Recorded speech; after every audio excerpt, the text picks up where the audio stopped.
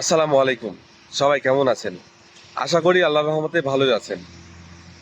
আজকে আমাদের দেশের অন্তর্বর্তীকালীন সরকারের মাননীয় উপদেষ্টা মণ্ডলীদের নিয়ে কিছু বলতে আসলাম। তাদের নিয়ে না বললেই নয়।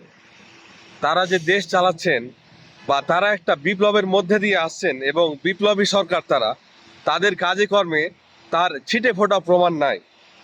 একজন বিপ্লবী সরকার কিরকম হতে পারে বা কিরকম হওয়া উচিত, তাদের কাজে কোনো ধরনের ছিটে ফোটা পাচ্ছি না।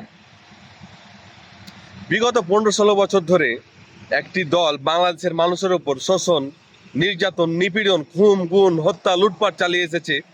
সেই দলটির ওপর ব্যবস্থা নিতে পারছেন না। আপনাদের অ্যাটর্নি বলছেন আওয়ামী লীগ নাকি ঐতিহ্যবাহী দল, তাদের উপর নিষেধাজ্ঞা দেওয়া যাবে না বা তাদের নিষিদ্ধ করা যাবে না। স্যার আসিফ নজরুল, আপনিও বলছেন তাদের নিষিদ্ধ করা যাবে না। তো কাদের নিষিদ্ধ করা যাবে? আপনারা জনগণকে নিষিদ্ধ করেন যে আমরা আর অধিকার আদায়ের জন্য আন্দোলন করব না, আমরা আর অধিকার আদায়ের জন্য কোনো সরকারের পতন ঘটাবো না। আমাদের নিষিদ্ধ করেন, আমাদের আন্দোলন নিষিদ্ধ করেন। কি পেয়েছেন আপনারা? মানুষ কিছু বলবে না? মানুষ কিন্তু চুপ থাকবে না। আপনারা চুপ থাকলেও মানুষ চুপ থাকবে না, মানুষ কিন্তু বলবেই। আর রাষ্ট্র পরিচালনা করতে যদি না পারেন বা না বুঝেন, যদিও আমি ভারতীয় মুভি দেখি না বা সিনেমা দেখি না, তারপরে বলবো মাননীয় উপদেষ্টাগণ, আপনারা হিন্দি সিনেমা, অনিল কাপুরের যে নায়ক সিনেমাটা আছে না, সেটা দেখেন। তাও যদি না বুঝেন হিন্দি, তো বাংলা সিনেমা আছে কলকাতার, বাংলা মিনিস্টার ফাটাকেষ্ট, মিঠুন চক্রবর্তী সিনেমাটা করেছে, ওটাও দেখতে পারেন কিভাবে দেশ সংস্কার করতে হয়। আর সংস্কারের প্রথম ধাপ হচ্ছে আপনাদের প্রত্যেকটা ক্ষেত্রে বা প্রত্যেকটা দপ্তরে, বাংলাদেশ সরকারি দপ্তরগুলো আছে না, সেই দপ্তরে যে সকল আওয়ামী লীগ পন্থী লোক আছে, যারা এখনো চাকরি করছে, তাদেরকে অপসারণ করুন।